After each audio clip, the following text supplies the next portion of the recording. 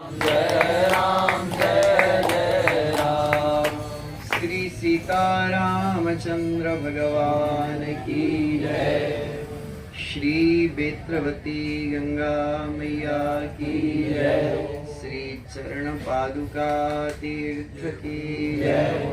श्री कार्तिक मास की जय। श्री रामार्चन महोत्सव की जय। जगदम्बा तुलसी मैया की जय। श्री गौरी शंकर भगवान की जय। श्री गौ माता की जय। श्री ब्राह्मण वृंद की जय। श्री भक्तवत्सल भगवान की जय। भक्त समाज की जय।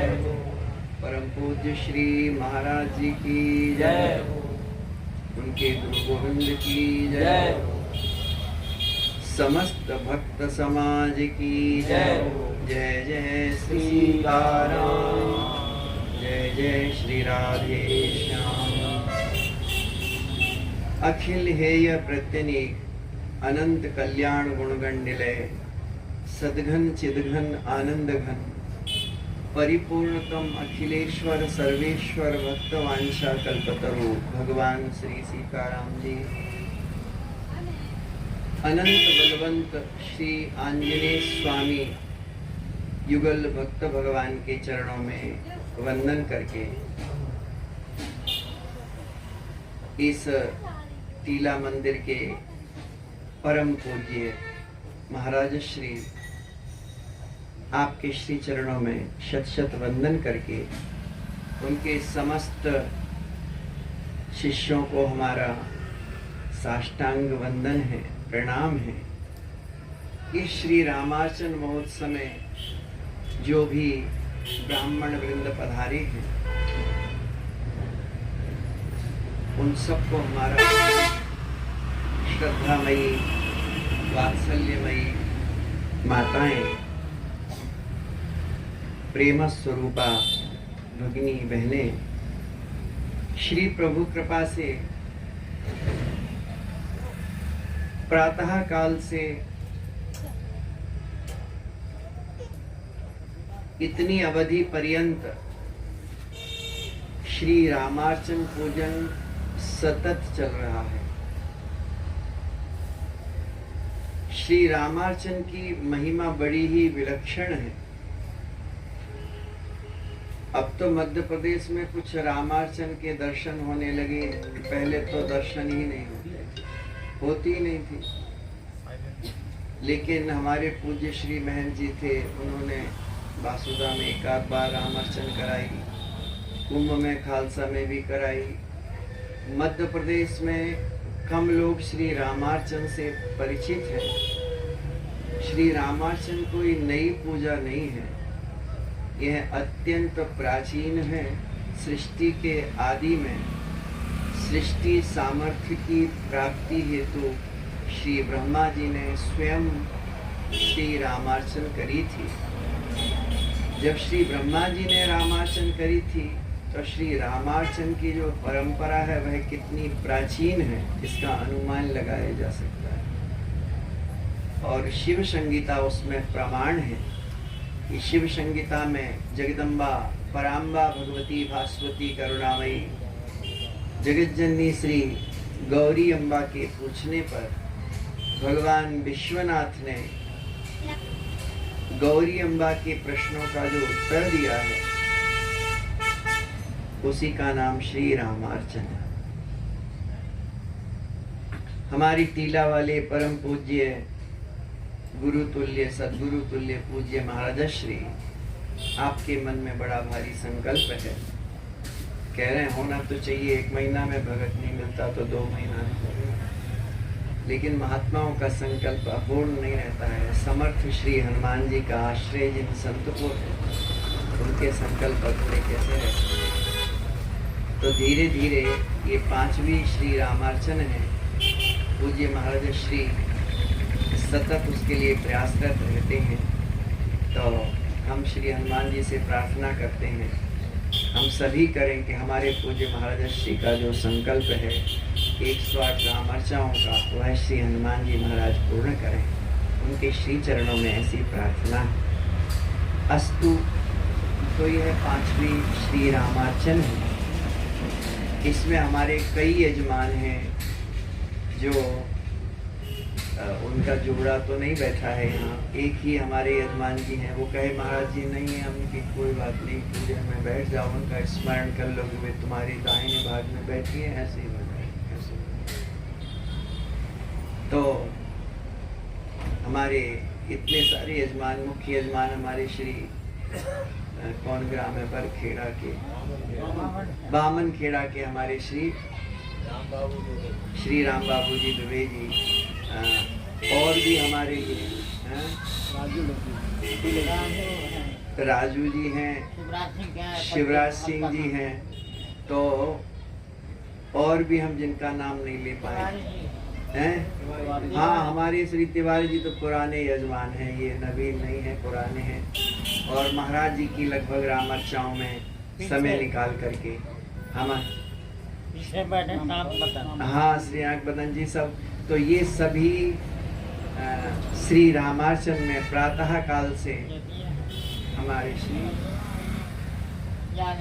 श्री यादव जी भैया, तो ये भी सवेरे से ही सभी लोग भगवान के इस दिव्य पूजन में, असल में एक यज्ञ में जितने देवी देवताओं की पूजा होती है भगवान तिवारी जी, उतने समस्त देवी देवताओं का पूजन श्री रामार्चन में। बस इतना ही अंतर है। यज्ञ यागादि कोई पंचम दिवस का होता है, कोई षष्ठ दिवस का, कोई सप्तम दिवस, कोई एकादश दिवसीय होता है। उन एकादश दिनों में या सप्त दिनों में जो यज्ञ होते हैं, उनमें जितने देवी देवताओं की पूजा होती है, वो समस्त देवी देवताओं की पूजा श्री रामार्चन पीठ में एक ही दिन में संपन्न होती है। हमारे यहाँ एक यंत्र पूजन है, एक पीठ पूजन है।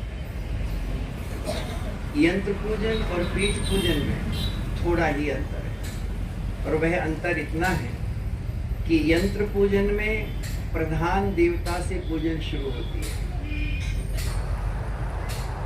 जैसे श्री राम यंत्र है, तो उस राम यंत्र के जो प्रधान देवता हैं भगवान सीताराम जी,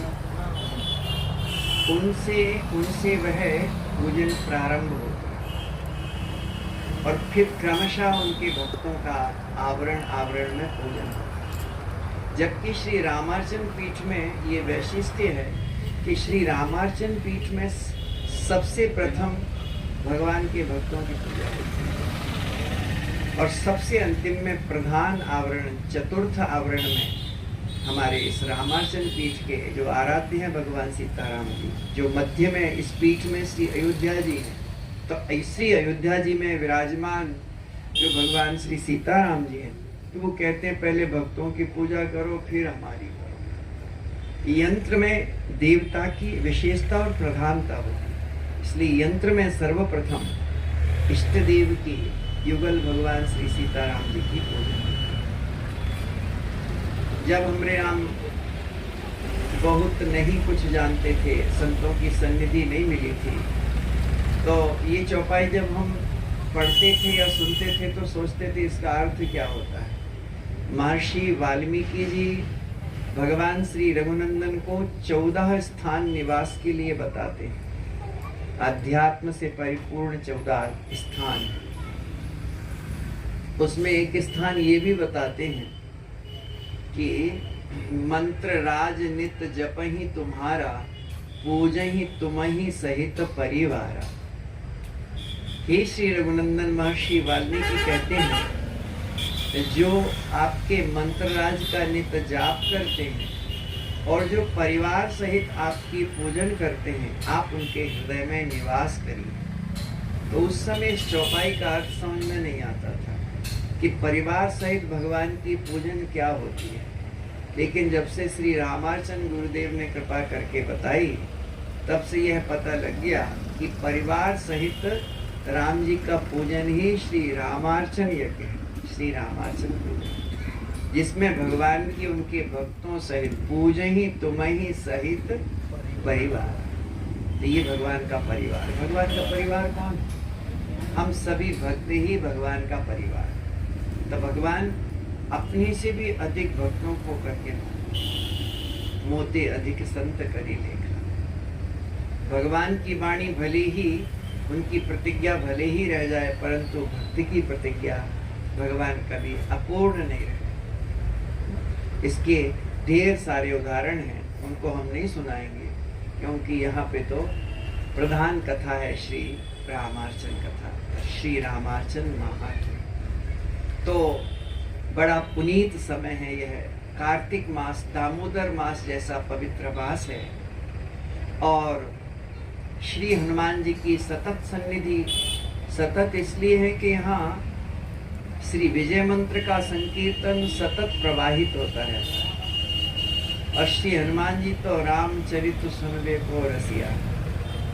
भगवान का श्री नाम संकीर्तन और भगवान सीताराम जी की पावन कथा को श्रवण करने के लिए श्री हनुमान जी प्रभु श्री सीताराम जी के साथ साकेत धाम नहीं गए। ठाकुर जी कह रहे थे, हनुमान जी तुमने बड़ी सेवा करी, चलो साकेत चलो, वहां हम तुम्हारा कुछ सेवा, कुछ उपकार कर पाए।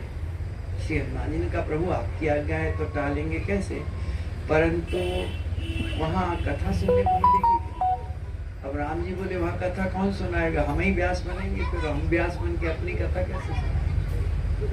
श्री हनुमान जी ने कहा, प्रभु आप युगल आराध्य मेरे हृदय में निवास करें प्रभु, और जब तक यावत चंद्र दिवाकर और जब तक आपकी मंगल में श्री राम कथा, श्री युगल सीताराम जी का पावन चरित्र, श्री राधा कृष्ण का पवित्र चरित्र इस धराधाम पे गुंजायमान होता रहे, तब तक मैं प्रभु यहीं रहकर इस मर्त्य लोक में, सोचो श्री हनुमान जी महाराज कीर्तन और राम कथा के लोग से साकेत धाम, इतने रसिया हैं श्री हनुमान जी महाराज, रामचरित्र सुनबे को रसिया। इसलिए श्री हनुमान जी महाराज समर्थ महापुरुष हैं। हमारे पूज्य महाराज श्री तो सम्राट कहते हैं श्री हनुमान जी, सम्राट तो हनुमान जी विश्व सम्राट है श्री हनुमान जी, और कोई विश्व सम्राट हो ही नहीं सकता। स्वयं भगवान श्री रामभद्र उनको